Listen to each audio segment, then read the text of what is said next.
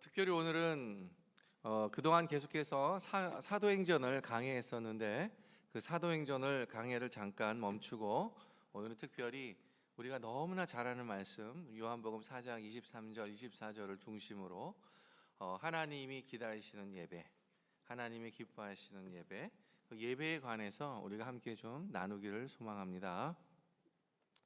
우리는 매주일 예배를 드립니다. 오늘도 이렇게 주의 성전에 나와서 주일 예배를 드리고 있죠.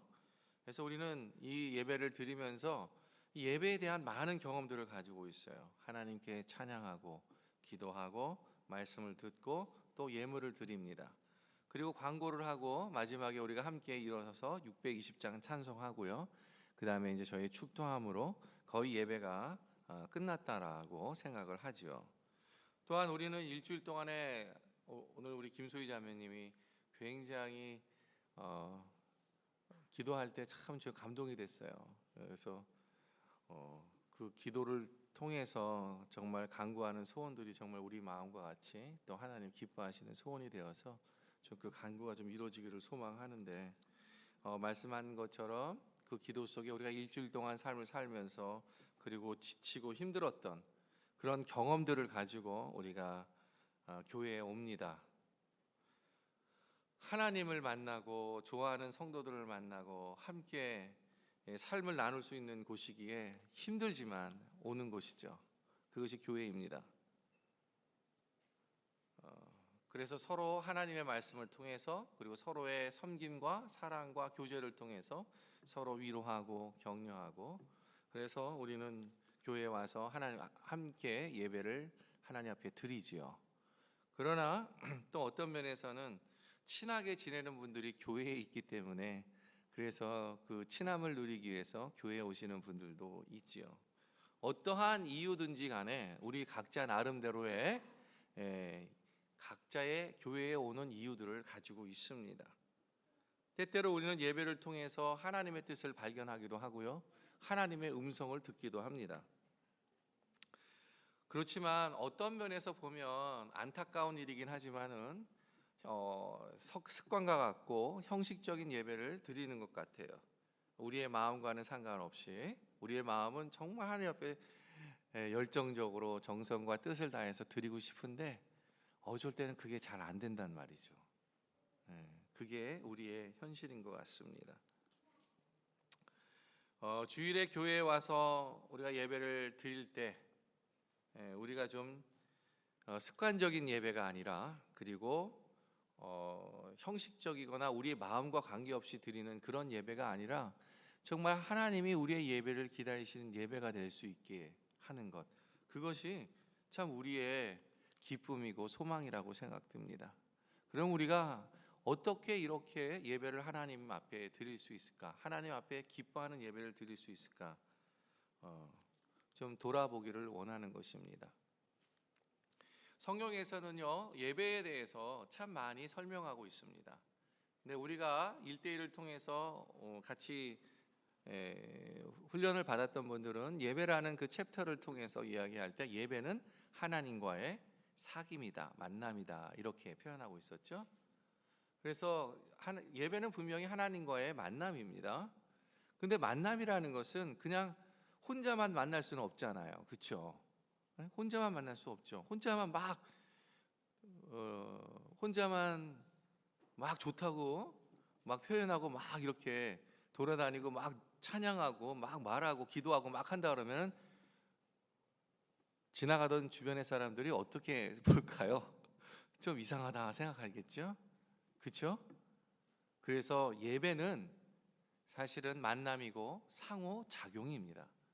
상호작용을 통해서 하나님께서는요, 예배에 함께 참여하시는 것입니다. 그래서 성경은요, 우리 가운데 예배는 상호작용이라고 설명하면서 그 상호작용을 통해서 하나님께서 우리의 삶 속에서 일하고 계신다라는 것을 말씀합니다. 그래서 그 상호작용 때문에 행위와 또 반응이 따른다는 거예요. 행위와 반응이 따라요. 그렇죠? 그래야 상호작용이 되잖아요.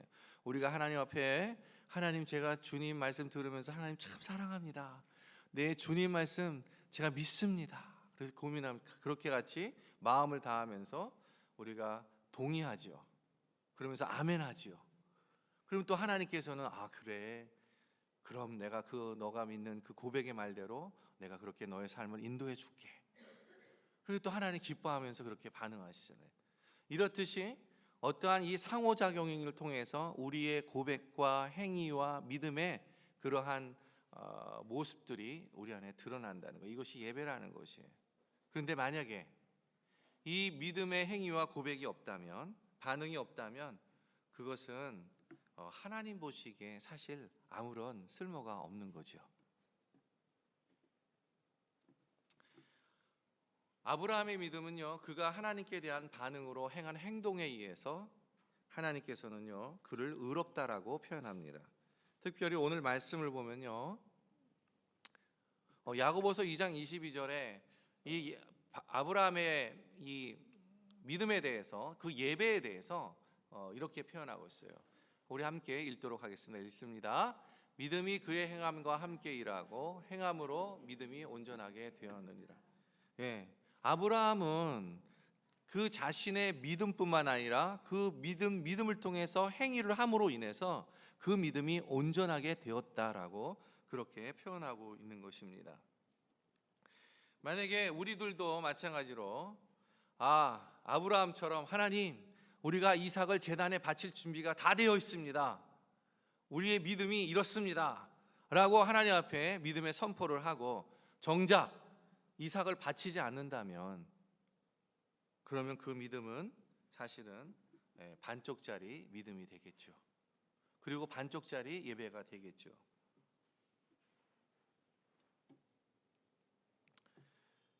하나님께 진정한 예배를 드리는 것이 아닙니다. 진정한 예배를 경험하지 못하게 돼요. 진정한 예배를 경험하지 못하게 되면 그것은 신앙생활에 굉장히 치명적인 것이 됩니다. 여러분, 하나님의 기준을 알고 하나님의 말씀을 알고 그리고 그 말씀을 통해서 우리가 그 말씀의 삶 속에서 왜 우리가 순종해야만 하냐, 그것은 그거 외에는 우리의 삶을 변화시킬 수 있는 다른 것이 없기 때문에 그래요. 그래서 우리는 말씀드린 것처럼 우리의 하나님의 이 말씀을 우리의 기준으로 삼는 이유는 그것만이, 그 순종함을 통해서 우리가 우리의 삶을 변화시킬 수 있는 유일한 방법이기 때문에 그렇습니다. 그래서 하나님은요, 진정한 예배에 반응하시고 진정한 예배의 기준을 하나님이 정하십니다. 그래서 하나님은 기준을 정하시고요, 뿐만 아니라 하나님께서 요구하시는 것들에 대해서 우리가 같이 함께 예배하면서 그것에 대해 반응할 때 예배자들의 삶 속에서 하나님이 일하시게 되는 것입니다. 이것을 우리는 예배 가운데 역사하시는 하나님이다라고 우리는 그렇게 말합니다. 그렇죠? 그리고 이렇게 예배 가운데 역사하시는 하나님을 우리는 예배 중에 종종 경험하게 됩니다. 무엇보다도 우리 자신 스스로는 변화될 수가 없어요. 우리 자신 스스로 변화할 수 있는 능력이 없어요. 왜냐하면 진정한 변화는 하나님의 일입니다. 하나님이 하시는 거예요. 우리가 변하려고 노력하는 것은 사실은 한계가 있는 거예요. 한계가. 그러나 하나님은 한계가 없으신 분이에요. 그래서 우리가 우리의 연약함과 그리고 우리의 부족함들을, 그리고 우리가 죄들을 하나님 앞에 아뢰고 예배 가운데에 나아갈 때 하나님이 그 가운데에서 역사하시는 겁니다. 그래서 예배는 너무나 믿는 자들의 삶 속에 너무나 중요한 것이에요. 그리고 이 놀라운 변화는 무엇보다도 예배를 통해서 이루어진다는 사실입니다. 예배를 통해서 이루어져요. 그리고 예배는 하나님의 위대하심을 찬미하는 마음의 반응입니다. 예배라는 단어는요, 가장 피조물이 창조주와 같게 되는 그러한 교제라는 의미라고 말씀드렸는데, 그것은 하나님과의 마음의 상호작용인 것입니다. 그리고 하나님의 마음의 상호작용을 통해서 하나님 앞에 내가 겸손하게 드려지는 것입니다.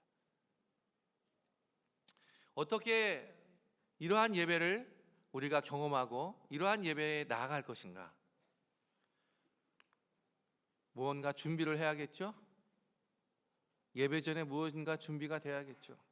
그래서 오늘 저는 여러분에게 우리가 예배 전에 좀 우리가 하나님 앞에 하나님의 거룩한 모습 가운데 하나님 앞에 상호 교제할 수 있는 그 만남이 있는 예배를 드리기 위해서 우리가 먼저 준비되어야 할 것들을 말씀을 통해서 우리가 좀 살펴보기를 원합니다. 여러분, 오늘 우리 본문에서 읽었던 것처럼 우리가 요한복음 4장 23절 24절을 읽었습니다. 우리가 다시 한번 너무나 중요하기 때문에 이 말씀을 함께 읽도록 하겠습니다. 같이 읽습니다. 아버지께 참되게 예배하는 자들은 영과 진리로 예배할 때가 오나니 곧 이때라. 아버지께서는 자기에게 이렇게 예배하는 자들을 찾으시느니라. 아멘. 뭔지 모르겠지만은 그 이전에 예수님이 오시기 이전에는 영과 진리로 예배하는 경우가 그렇게 많지 않았던 것 같습니다. 그래서 예수님께서는요, 이제부터 내가 온 이 예수님부터는 이제 반드시 영과 진리로 예배할 때가 온다. 그리고 지금이 때라라고 말씀하고 계시는 거예요. 그래서 하나님께서는 이렇게 예배하는 자들을 지금 찾고 계시고 앞으로도 찾을 것이다 라고 그렇게 말씀하고 계세요. 그런데 이 예배가 뭐냐? 영과 진리로 예배를 드리는 거야. 근데 영과 진리로 예배를 드린다 그러면 우리가 이렇게 이 말씀을 생각할 때 너무나 추상적인 것 같아요. 그렇지 않습니까? 도대체 영과 진리로 예배 드린다는 게 뭐지? 뭔가 조금은 알 것 같은데 확 이렇게 잡혀지지가 않아요. 여러분, 영과 진리로 예배한다는 것 자체에 대해서 우리가 좀 살펴보기를 원하는데, 먼저 영으로 하나님 앞에 예배 드리는 게 무엇이냐? 영으로. 사실은 우리가 구약 시대에 솔로몬이 왕이 되었을 당시에 이 솔로몬이 하나님의 성전을 돌립니다. 성전을 짓는데 이 성전은요, 솔로몬의 아버지 바로 다윗 왕으로부터 그 건물의 세부적인 그러한 청사진을 받아요. 그래서 다윗 왕은요, 하나님께로부터 그 설계도를 받았습니다. 그래서 역대상 28장 19절에 보면 이렇게 말하고 있어요. 다윗이 이르되 여호와의 손이 내게 임하여 이 모든 일의 설계를 그려 나에게 알려주셨느니라. 나는 바로 솔로몬입니다. 그러니까 자신의 아버지인 이 다윗이 하나님께 계시를 받아서 이 성전을 어떻게 져야 되고 어떻게 만들어가고 누가 섬기고 섬기는 사람은 어떻고 그 모든 전체적인 것들을 바로 이 다윗인 아버지를 통해서 솔로몬에게 받았다는 거예요. 솔로몬은 그것을 순종해서 하나님의 성전을 지었다는 것입니다. 그래서 성전은요, 하나님이 주신 설계도에 따라서 지어집니다. 그리고 웅장하고 아름다웠죠. 그리고 하나님이 약속하신 것이 하나 있어요. 그것은 뭐냐면 하나님께서 처음으로 내가 이곳에 영원히 함께 하겠다라고 약속을 합니다. 그것이 바로 이스라엘의 성전이에요. 그래서 그 성전 안에 하나님의 영광이 충만하도록 그가 하나님께서 함께 하시겠다고 이 말씀을 통해서 약속합니다. 누구요? 다윗이요. 그리고 솔로몬에게 약속을 하죠.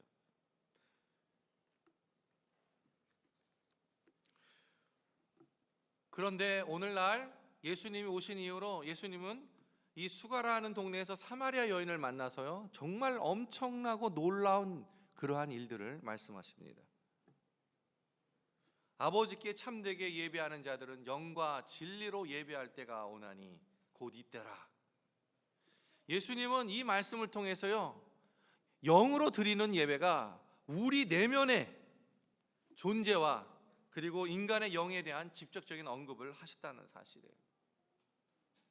이 말은 예수님은 사마리아 여인에게 예배의 장소는 더 이상 예루살렘도 아니고 그림심산에 있는 너희들의 성전도 아니고 바로 하나님이 거하시는 너희들 마음 안에 있다라는 거예요. 그렇게 말씀하고 계세요. 그리고 믿음의 사람들이 모인 그 공동체인 교회에 있다라고 그렇게 말씀하시는 거예요. 엄청난 말씀이었어요. 성전에 거하시겠다고 하시는 하나님께서 또 다른 새로운 예배의 이 모습들을 예수님을 통해서 지금 말씀하고 있는 거예요. 영으로 예배하기만 하면 하나님의 자녀들이 어디서 모여 예배를 드리던 하나님께서 원하시는 예배를 드릴 수 있다라고 말씀하세요. 예배는 그들의 내적인 존재로부터 흘러나오는 것, 그들의 마음으로부터 나오는 것, 이것이 영과 영으로 드리는 예배자의 모습인 겁니다. 우리의 마음에서 나오는 거예요. 외적인 문제는 부차적인 문제고요, 내적인 문제가 하나님의 우선적인 관심이다라는 것입니다. 그것을 선언하셨어요. 하나님, 우리의 가장 깊은 가슴속, 우리 마음 속에서 무엇이 우러나오고 있는지를 보고 계십니다. 어느 시간에? 우리가 예배를 드리는 그 시간에. 그래서 하나님 우리의 마음을 보시는 거예요. 그러면서 예배드리는 우리의 모습 속에, 그래, 너는 어떠한 마음으로 나에게 왔니? 그렇게 물어보시는 거예요. 상한 심령으로 왔어? 하나님을 만나는 그 기쁨으로 왔니? 그래서 우리의 마음을 보시는 거예요. 그리고 우리의 마음을 받기를 원하시는 겁니다. 사랑하는 성도 여러분, 예배는 내면에서 나옵니다. 우리의 마음에서 나와요. 아무리 우리가 멋진 예배라고 생각하고 하나님 마음에서 우러나오지 않는, 우리의 마음에서 우러나오지 않는 그러한 예배는 거칠일 겁니다. 하나님께서는 아무런 감동을 받지 않아요. 그 예배는 하나님께서는 오직 영으로, 우리의 마음속 깊은 곳으로 하나님 앞에 드려질 때 그 예배를 받으십니다. 자, 두 번째는 하나님께 진리로 예배한다는 것은 무엇일까요? 그것은 하나님의 말씀을 중심으로 예배를 드린다는 것입니다. 하나님 말씀 중심으로 예배를 드린다는 거예요. 그러니까 이 하나님 말씀 중심으로 예배를 드린다라고 하니까 이게 또 좀 이렇게 우리 마음속에 이해가 되는 듯 하면서도 잘 되지 않아요. 그래? 하나님 말씀 중심으로 드린다는 게 뭐지? 그것은요, 이 말씀에서 우리가 돌아볼 필요가 있습니다. 한 예를 들 수가 있어요. 우리가 요한복음 17장 17절과 에베소서 5장 26절을 우리가 함께 읽도록 하겠습니다. 같이 읽습니다. 그들은 진리로 거룩하게 하옵소서. 아버지의 말씀은 진리니이다. 물로 씻어 말씀으로 깨끗하게 하사. 여러분, 요한복음 17장 17절은 예수님께서 마지막으로 이 세상을 고별하기 전에 이 제자들을 위해서, 그리고 앞으로 주를 믿는 모든 사람들을 위해서 마지막으로 기도하시는 모습입니다. 그 기도에 어떤 의미가 있냐면 그들을 축복하시면서 하시는 기도의 내용이 이와 같습니다. 그들을 진리로 거룩하게 하옵소서. 아버지의 말씀은 진리니이다. 진리가 하나님의 말씀인 거예요. 근데 하나님의 말씀이 진리다라고 표현하시면서 무엇이라고 말씀하고 있냐면 거룩하게 하옵소서, 깨끗하게 해달라는 겁니다. 여러분, 우리가 깨끗해야 되고, 우리가 무언가 더럽고 오염된 것으로부터 우리가 뭔가 깨끗해져야 된다고 생각할 때 우리는 무엇을 합니까? 손을 닦든지 아니면 샤워를 하고 비누칠을 깨끗이 해서 우리의 몸을 깨끗이 닦습니다. 그런데 우리의 마음은 어떻게 깨끗하게 할 수 있을까요? 우리의 내면에 있는 영적인 이 내적인 마음들은 어떻게 깨끗하게 할 수 있습니까? 그것은 우리 스스로 깨끗하게 할 수가 없어요. 그래서 오직 이 예수님은 우리에게 진리의 비밀을 가르쳐 주시는데 그것은 말씀이라는 것입니다. 말씀이 우리를 깨끗하게 하신다는 거예요. 에베소서 5장 26절 보니까 물로 씻어 말씀으로 깨끗하게 하사. 물이나 비누가 아니에요. 우리의 마음은 말씀으로 깨끗하게 하시는 겁니다. 이상하죠? 어떻게 말씀으로 깨끗하게 되죠? 어떻게 말씀으로 우리의 마음을 깨끗하게 할 수 있습니까? 이게 도대체 무슨 말이지? 어떻게? 그냥 말씀인데 이 말씀이 비누와 같이 우리에게 작용하는 것인가? 이 말씀이 이 바디워시처럼, 바디소프처럼 그렇게 우리 가운데 우리의 마음을 씻어내는 건가? 그래서 그렇게 깨끗하게 하는 건가요? 저는 그렇다고 믿습니다. 여러분, 진리 안에서, 이 하나님 말씀 안에서 오직 말씀으로 우리의 마음을 깨끗하게 할 수 있습니다. 이게 좀 피상적으로 들려요. 굉장히, 그렇죠? 피상적으로 들리죠. 뭔지 잘 모르겠지만 우리 마음에 잘 안 와닿는 것 같아요. 어떻게 말씀이, 그냥 나는 맨날 말씀도 읽고 말씀도 따라서 큐티도 하고 하지만 내 마음에 그렇게 내 마음을 씻는 것 같지 않은데 왜 자꾸 예수님께서는 우리의 마음을 말씀으로 씻어서 깨끗하게 하실 수 있다고 하지? 이렇게 생각할 수 있죠. 그런데 다윗은 이렇게 또 고백합니다. 한번 볼까요? 한번 같이 읽습니다. 같이 읽습니다. 시작. 내가 주께 범죄하지 아니하려 하여 주의 말씀을 내 마음에 두었나이다. 여러분, 희한하죠? 이 말씀 좀 희한합니다. 왜 희한하냐면, 여러분, 우리가 뭔가 죄를 짓지 않기 위해서 우리가 대부분 어떻게 행하고 반응합니까? 우리는 보통 결심합니다. 그 죄에서 돌이키기 위해서 다시는 내가 그 죄에 습관되었던 그러한 생각들, 또 죄의 습관처럼 말했던 버릇들, 그리고 내가 생각하고 있는 나쁜 것들, 그런 것들을 다 털어버리고 이제는 더 이상 내가 죄를 짓지 말아야지. 가령 예를 들면 남에게 상처 주는 말, 또 누구인가가 말해서 그 말에 대해서 시험 들 수 있는 말들, 또 누구를 비판하거나 뭐 이런 여러 가지 말들이 있을 수 있죠. 그런 마음이 우리의 마음을 너무 힘들게 하잖아요. 아프게 하잖아요. 뿐만 아니라 하나님도 그 마음이 아프십니다. 아니나 다를까 다윗이요, 그러한 마음이 너무너무 많았던 것 같아요. 그런데 다윗이 취한 행동은요, 그래, 내가 이제 그 말 하지 말아야지, 내가 더 이상 이제 그런 거 하지 말아야지, 이렇게 결정하지 않습니다. 어떻게 결정하냐면 하나님의 말씀을 다윗의 마음에 두기 시작하는 거예요. 하나님의 말씀을 자신의 마음속에 두는 거예요. 그 말씀을 읽습니다. 그 말씀을 암송합니다. 그 말씀을 통해서 묵상하면서 그 말씀을 자꾸 생각하는 거예요. 그러다 보니까 하나님의 말씀 능력이잖아요. 하나님의 말씀은 선하시잖아요. 그러니까 내 안에 추잡하고 더럽고 악했던 그런 것들이 점점 줄어들고 하나님의 선하신 거룩하신 말씀의 영향력이 나에게 점점점 커집니다. 다시 말하면 여러분, 다윗은 알았어요. 자신 안에 악이 있다는 거 알았고 자신이 선하지 않다는 걸 알았어요.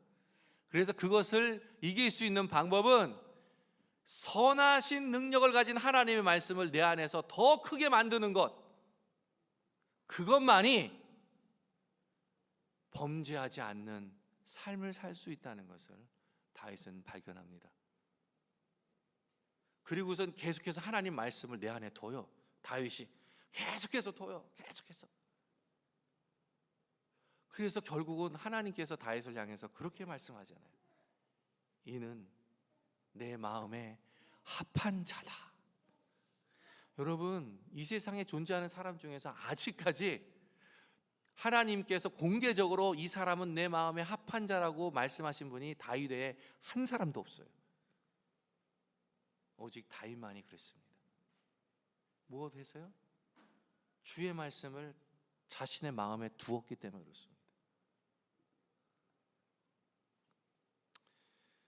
자, 우리는요, 여기서 우리 마음에, 주의 말씀을 우리 마음에 둔다라는 것, 말씀으로 씻는다는 것, 이것이 조금 피상적으로 들릴 수 있겠지만은 이것에 대해서 좀 더 구체적으로 좀 살펴보기를 원합니다. 그리고 우리가 예배 전에 해야 할 마음과 상태를 우리가 어떻게 하나님 앞에 가져와야 되는지를 좀 살펴보기를 원합니다. 자, 우리 함께 디모데후서 1장 7절입니다. 17절이 아니고 우리 함께 읽도록 하겠습니다. 읽습니다. 시작. 하나님이 우리에게 주신 것은 두려워하는 마음이 아니요 오직 능력과 사랑과 절제하는 마음이니. 여러분, 하나님 우리에게 주신 것은 두려워하는 마음이 아니에요. 자, 하나님이 우리에게 주신 게 두려워하는 마음이 아니라면 결국 두려워한 마음 주는 건 누구예요? 사탄입니다. 사탄이 두려워하는 마음 주는 거예요. 왜? 하나님으로부터 오지 않는 것은 다 죄인 것이기 때문에 그렇습니다. 결국 사탄이에요. 하나님이 주신 것은 오직 능력과 사랑과 절제하는 마음이라고 표현하고 있어요. 여러분, 두려움이라는 것은요, 우리 가운데 염려가 생길 때 참 많이 찾아와요. 이거 참 내가 생각하지 못했고 예기치 못했던 그러한 것들이 일어날 때 나도 모르게 두려움이 찾아오는 것입니다. 그리고 또 하나, 정말 예기치 못했던 엄청난 감당하기 힘든 그러한 일들이 나에게 닥쳐오기 시작할 때, 그때 우리는 너무 자연스럽게 두려움을 느껴요. 이게 자연스러운 겁니다, 두려움. 그러나 그 두려움 속에 내 자신을 열어준다면, 그러면요, 우리는 두려움 속에서 무엇인가를 결정하게 됩니다. 두려움 속에서 무엇인가를 결정하게 되면요, 그건 대부분 결국은 죄를 짓는 모양으로 가게 돼요. 하나님이 원하시는 방향으로 가지 않습니다. 하나님이 기뻐하시는 방향으로 가지 않아요. 왜요? 두려움 때문에 한 결정이기 때문에 그렇습니다. 저는 참 그런 경우를 많이 느껴요. 저에게도 왜 두려움이 찾아오지 않겠습니까? 두려움이 있죠. 두려움이 찾아올 때마다 뭔가 빨리 조치해야 될 것 같고, 두려움이 찾아올 때마다 뭔가 빨리 해결해야 될 것 같고, 두려움이 찾아올 때마다 뭔가 다른 대안을 빨리 찾아봐야 될 것 같은 그러한 생각들을 너무 많이 해요. 들어요. 그런데 대부분 그렇게 해서 결정했을 때는요, 돌아보면 참 안 좋은 결정들이 너무 많았어요. 하나님이 기뻐하시지 않는 결정들이 참 많았어요. 왜요? 두려움 가운데 하는 결정들이기 때문에 그렇습니다. 염려 가운데 하는 결정들이기 때문에 그래요. 그것이 바로 두려움 가운데 내 마음을 열어놓는 것입니다. 여러분, 두려움 가운데 결국 내 마음을 열어놓으면 사탄에게 넘어가는 거예요. 그런데 오늘 하나님께서 분명히 우리에게 말씀합니다. 하나님 우리에게 주신 마음은요, 오직 능력과 사랑과 절제하는 마음이라고 그래요. 여러분이 절제라는 건 셀프 컨트롤을 얘기하는 겁니다. 무엇으로 절제하는 것을 이야기합니까? 바로 하나님의 말씀으로 자신을 절제하는 거예요. 여러분, 하나님의 말씀으로 자신을 절제한다는 것은, 자, 하나님의 말씀에 오늘 말씀처럼 내가 두려움에 쌓여 있어요. 뭔가 급하게 뭔가 결정해야 될 것 같고 인내하기는 너무 힘들고 어렵습니다. 그러면 어떻게 해야 돼요?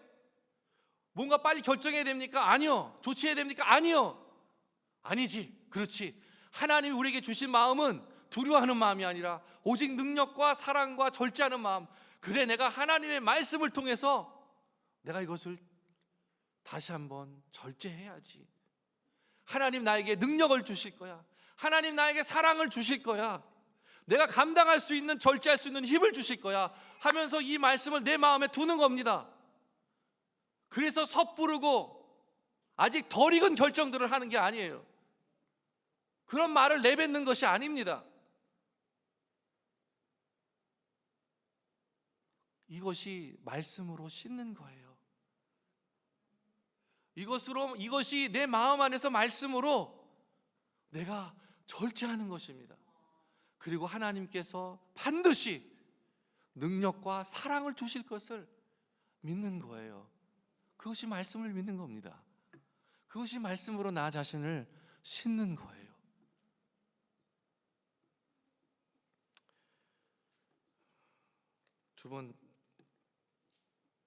두 번째가 있습니다. 야고보서 1장 2절에서 4절입니다. 같이 한번 읽도록 하겠습니다. 같이 읽습니다. 내 형제들아, 너희가 여러 가지 시험을 당하거든 온전히 기쁘게 여기라. 이는 너희 믿음의 인내를 만들어내는 줄 알미라. 인내를 온전히 이루라. 이는 너희로 온전하고 구비하여 조금도 부족함이 없게 하려 함이라. 여러분, 오늘 본문의 말씀을 보니까 여러 가지 시험을 당하거든 온전히 기쁘게 여기라 이렇게 말합니다. 한번 제가 성도님들에게 물어볼게요. 여러분, 여러 가지 시험을 만나면 기쁩니까? 기뻐지십니까?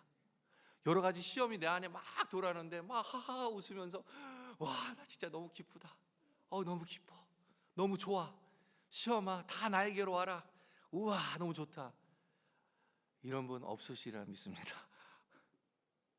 그렇지 않아요? 대부분 너무 시험을 만나면 대부분 기뻐하기보다는 어려워합니다. 힘들어하죠. 우리 마음이 어려운 것입니다. 그런데 말씀은요, 우리에게 시험을 당하고도 온전히 기쁘게 여기라고 얘기합니다. 너무 어렵잖아요. 쉽지 않잖아요. 실제적으로 그렇지 않냐라는 것입니다. 시험을 감당하려고 할 때, 고난 속에 있을 때 얼마나 어렵습니까, 사실. 근데 우리가 오늘 말씀처럼 이 시련을 온전히 기쁘게 여기기 위해서, 여러 가지 시험 당하는 것을 온전히 기쁘게 여기기 위해서 우리가 반드시 먼저 결정해야 될 사실이 하나 있습니다. 그것은 뭐냐면, 내가 만나는 여러 가지 시험, 그리고 내가 만나는 여러 가지 시련이 바로 나의 믿음을 위한 시련이야 라는 것을 결정하는 거예요. 이것은 나의 믿음을 위한 것이야 라는 것으로 결정해야 하는 것입니다. 이것이 결정되면은요, 그 다음엔 괜찮아요. 왜요? 하나님 우리에게 약속하셨어요. 그렇게 너가 만나는 모든 시련이 믿음의 시련이라고 결정이 되면 그 다음에 그것이 바로 나에게 그 시련을 넘어갈 수 있는 인내함을 우리 가운데에 허락하시기 때문에 그래요.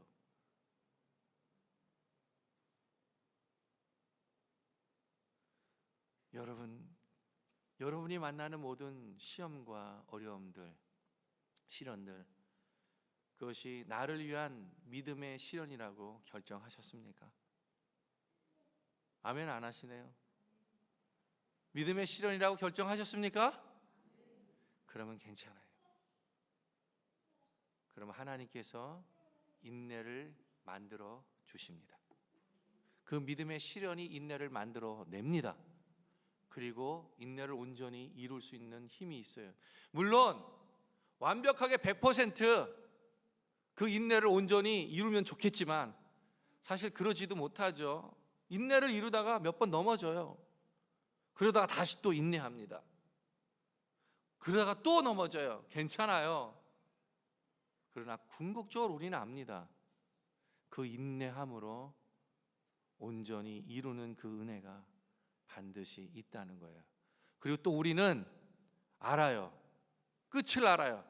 결국은 온전하고 구비하여서 조금도 부족함이 없게 하시려는 그 하나님의 뜻이 있다는 것을 우리는 압니다. 알게 돼요. 그래서 우리 가운데 필요한 것이 무엇이냐? 우리가 만나는 모든 시험, 시련을 나를 위한 하나님의 믿음의 시련이다라고 여러분 결정하셔야 돼요. 그러면 하나님이 감당할 만한 힘을 주세요. 여러분, 다시 한번 요한일서 1장 7절부터 10절인데 우리가 함께 읽도록 하겠습니다. 같이 읽습니다.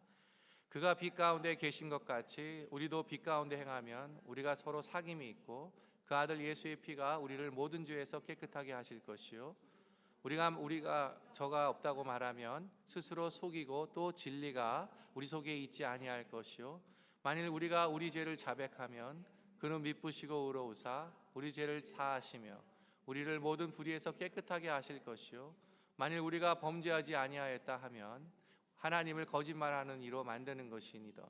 또한 그의 말씀이 우리 속에 있지 아니하도다 하니라. 여러분, 하나님의 말씀이 예수 그리스도의 보혈의 능력으로 말미암아 우리 죄가 사해진다라고 그렇게 분명히 약속하셨어요. 보혈을 믿는 자마다. 그러면서 우리에게 조건을 붙이십니다. 만일 우리가 우리 죄를 자백하면 그는 미쁘시고 의로우사 우리 죄를 사하시며 우리를 모든 불의에서 깨끗하게 하실 것이요, 이렇게 표현합니다. 여러분, 이 말씀을 믿으십니까? 믿으십니까? 그러면 여러분, 예배 하나님 앞에 오기 전에 우리가 먼저 뭐 해야 돼요? 우리의 죄를 자백하는 시간을 가져야 하는 것입니다. 그래야 허물과 죄를 우리의 모든 것으로부터 깨끗하게 하시잖아요. 그런데요, 참 이상해요. 뭐가 이상하냐면, 여러분 꼭 교회 오기 전에 보통 이 교회 오는 걸 준비하면서 보통 부부간에 많이 싸웁니다. 그렇죠? 또 부모와 자녀 간에 또 많이 싸웁니다. 안 그렇습니까, 여러분? 일주일에 이렇게 삶을 보면은요, 제일 많이 싸우는 시간이 어딘지 한번 생각해 보세요. 물론 뭐 안 싸우시는 부부도 있죠. 저희 부부는 아니에요. 저희 부부 싸웁니다. 저희 부부도 싸워요. 안 싸우는 거 아니에요. 저희 부부도 이제 주일날 올 때 가끔 말다툼하는 경우가 있어요. 그 주에 뭐 이제 좀 심하게 뭔가 일어났을 때, 그럴 때 이제 제 아내가 막 이야기를 막 하면 저는 이제 그렇게 얘기합니다. 제가 이제 더 이상 도망갈 구멍이 없잖아요. 그러면 저를 그럽니다. 오늘 말씀 전하는데 이러면 되겠냐고. 그러면요, 그 순간부터 정막이 흐릅니다. 쫙 정막이 흘러요. 그래서 더 이상 이제 제가 이 구멍으로 이렇게 구멍을 찾죠. 저희도 그래요. 꼭 그래요. 꼭 주일날 올 때 그런 경우들이 있어요. 하물며 여러분들은 어떻습니까? 그렇지 않기를 소망하지만 우리가 또 주일날 올 때 많이 다투는 경우가 있잖아요. 그렇게 되면 어떻게 돼요? 마음이 상해요. 그렇죠? 마음이 상하다 보니까 이 교회 오는 게 너무 부담스럽단 말이에요. 왜 부담스럽습니까? 분명히 이 모습을 하나님이 알고 계시기 때문에 그래요. 그렇죠? 그러니까 예배드리고 싶은 마음이 싹 사라지는 거예요, 속에서. 할 수 없이 이제 사람들의 눈치도 있고 그러니까 예배당 안에 와서 의자는 앉지만 기도를 하는데 기도의 마음이 나오질 않는 거예요. 하나님 앞에 기도의 마음 나오지 않잖아요. 그렇지 않습니까? 응? 그러면 그때 어떻게 합니까? 말씀으로 나를 깨끗하게 하는 겁니다. 어떻게 해요? 오늘 본문처럼 예수 그리스도의 보혈의 능력이 너희를 거룩하게 한다는 말씀과, 만일 우리가 우리 죄를 자백하면 그는 미쁘시고 의로우사 우리 죄를 사하시며 우리를 모든 불의에서 깨끗하게 하실 것이라고 그렇게 말씀하고 있는 거예요. 여러분, 우리가 만일 범죄하지 아니하였다라고 하면요, 그것이 정말 하나님을 모독하는 거라고 말합니다. 여러분, 부부끼리 아무리 싸워도, 예를 들어서 누군가 부모와 자녀 간에 무슨 문제가 있어도 여러분, 그것은 한 사람의 일방적인 100% 잘못은 아니에요. 99% 본인이 잘했다 하더라도 1% 잘못한 것이 있는 거예요. 그럼 그 1% 회개해야죠.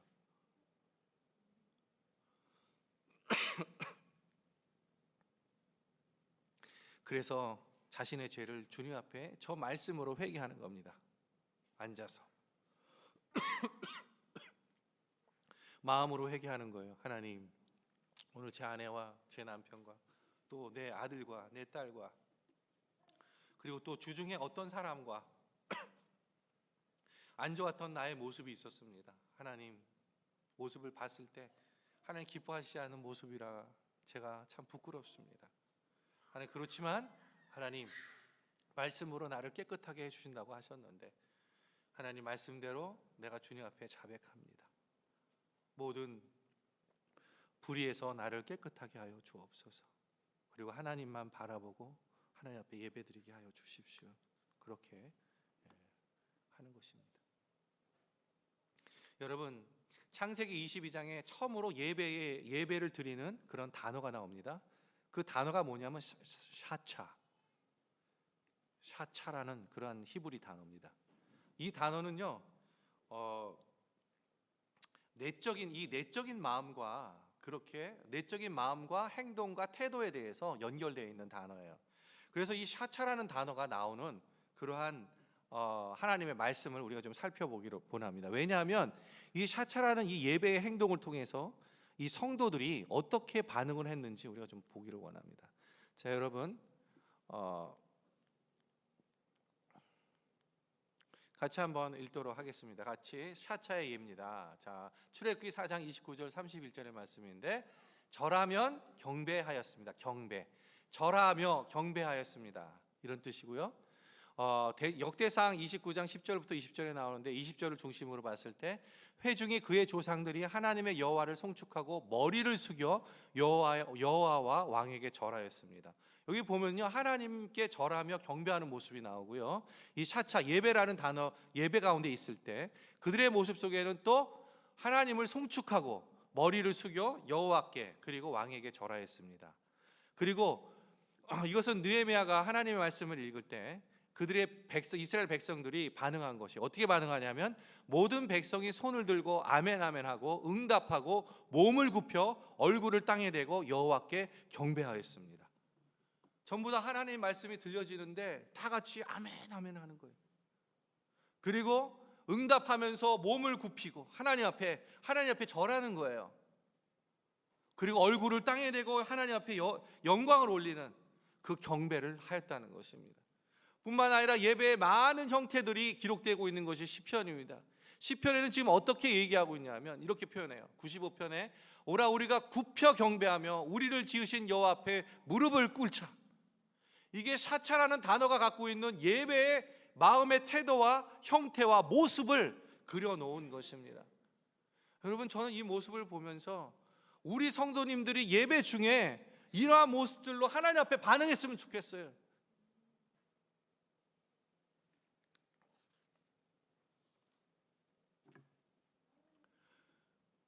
누군가가 오늘 기도했습니다. 우리 김소희 자매님, 집사님, 우리 기도하시는데 그 기도의 하나하나의 이 말들이 고백되어지는 말들이요, 저 마음에 너무 감동이 되는 거예요.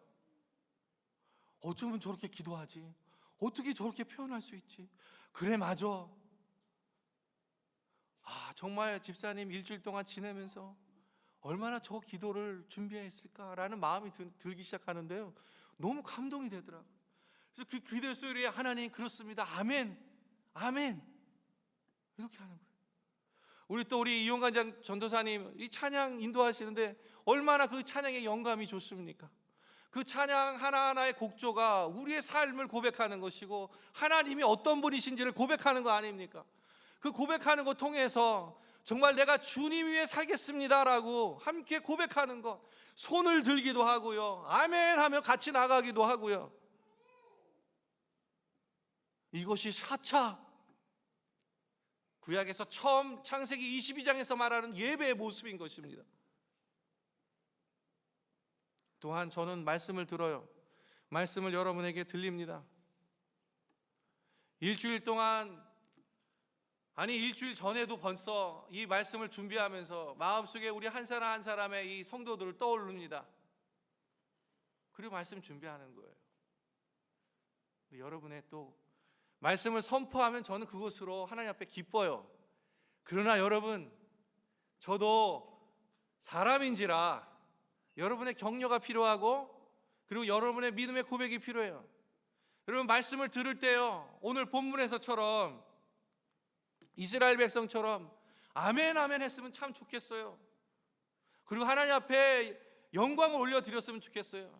이 주의 말씀을 들을 때 그 말씀이 내 마음에 와닿으면, 그래요 하나님, 맞습니다, 저 말씀이 나의 삶에 아멘으로 되기를 응답합니다. 아멘이라는 것은 예 주님, 그 말씀대로 될 것입니다라는 것을 선포하는 거예요. 그게 아멘인 것이에요.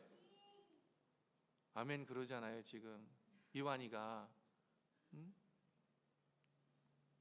왜 아멘으로 들리죠? 그렇게 할 때 저도 얼마나 격려가 받겠어요. 그렇죠?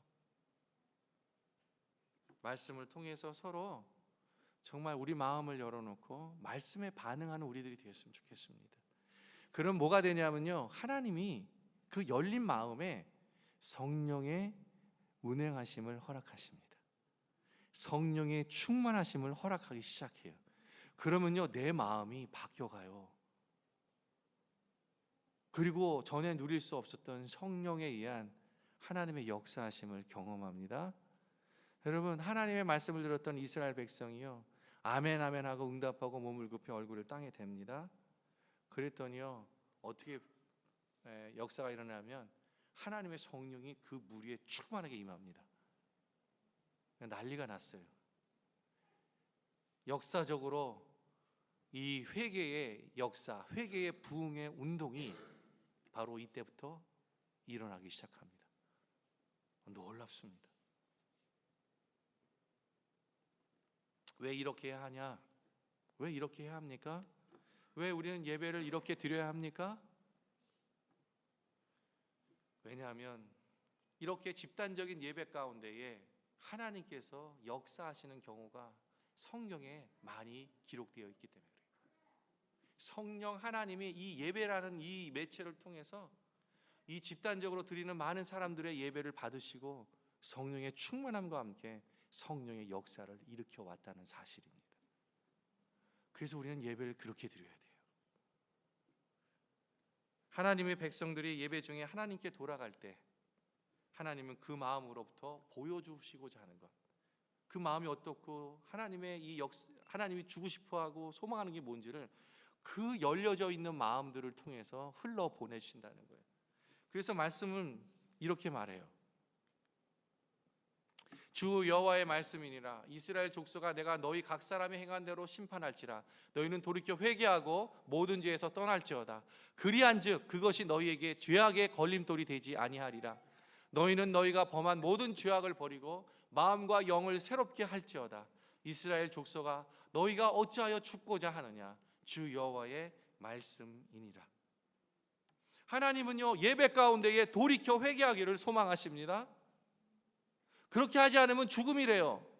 결국 죽는 거래요. 왜? 하나님의 성령 가운데 그 성령의 운행하심과 그 마음에 충만함이 없기 때문에 말라가는 거죠. 심령이 쭉정이가 되는 거예요. 그런데 하나님은 절대로 너희가 그렇게 하지 말라고, 너희가 어찌하여 죽고자 하느냐, 그렇게 하지 말라고 간곡하게 부탁하시는 이 하나님의 마음을 우리가 열린 마음으로 받기를 소망합니다.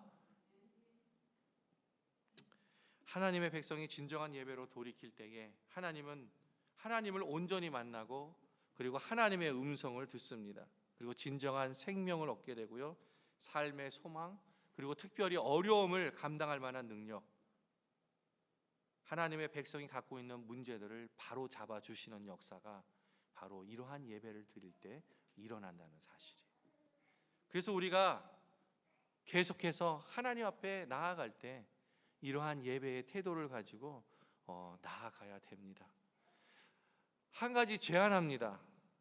오늘 말씀드린 대로 요한복음 4장 23절 24절, 디모데후서 1장 7절의 말씀, 야고보서 1장 2절로 4절의 말씀, 그리고 요한일서 1장 9절의 말씀, 이 네 가지의 말씀을 여러분 조그마한 쪽지에다가 좀 적으셔가지고요, 매주일 예배 올 때 예배 자리에 여러분 앉으시면 그거 먼저 읽으시고 그리고 예배를 하나님 앞에 준비했으면 좋겠어요. 그리고 그 말씀으로 나를 깨끗게 하고 그 말씀으로 나를 준비하는 그러한 모든 분들이 되었으면 좋겠습니다. 그래서 그 예배가 성령에 충만하고 하나님의 임재가 충만해서 모든 사람들이 하나님의 음성을 듣고 하나님을 만나는 귀한 예배자가 되시기를 주님의 이름으로 축복합니다. 우리 함께 기도하겠습니다.